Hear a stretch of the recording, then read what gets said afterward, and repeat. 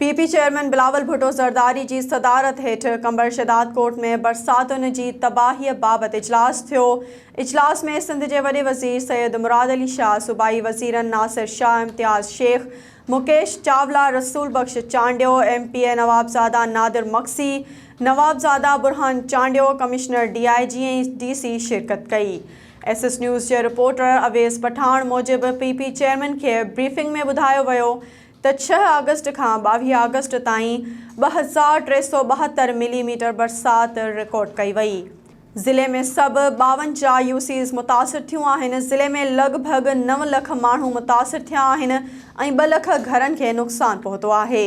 Briefing में वधीक चयो वियो त बरसातुनि सबबि 34 ॼणा फौत ऐं 416 ज़ख़्मी थी पिया। 30,000 माण्हू बेघर थिया आहिनि ऐं 800 ढोर मरी विया आहिनि।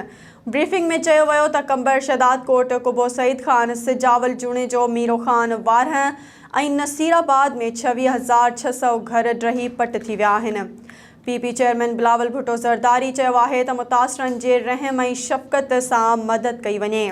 सिंध के वॾे वज़ीर चेयरमैन खे ॿुधायो त कंबर शहदाद कोट में 190 रिलीफ कैंपूं क़ाइमु कयूं वयूं आहिनि।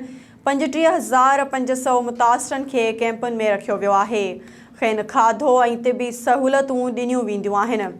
बहाली बाबति सलाहकार रसूल बख्श चांडियो चयो आहे त मुतासिरनि खे 4500 राशन बैग्स, 4,540 खेमा, 4,800 मच्छरदानियूं, 200 जेरी कैन, 700 किचन कट्स ऐं ॿियो सामान फराहम कयो वियो आहे। नवाबज़ादा नादिर मक्सी, नवाब सरदार चांडियो चेयरमैन खे ॿुधायो त माण्हू सख़्त परेशानियुनि में आहिनि। 60,000 खेमनि, 25,000 मच्छरदानियुनि, 1 लख राशन बैग्स ऐं ॿिए सामान जी फौरी ज़रूरत आहे।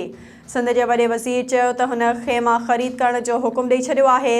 बिलावल भुट्टो चयो त मां मुतमिन आहियां त समूरा चूंडियल नुमाइंदा पंहिंजनि ज़िलनि जे मसइलनि खां वाक़िफ़ आहिनि। नाज़रीन, वधीक ख़बरुनि ऐं अपडेट्स लाइ ॾिसंदा रहो SS न्यूज़ वेब चैनल। असांजे चैनल खे लाइक ऐं सब्सक्राइब करणु न विसारींदा।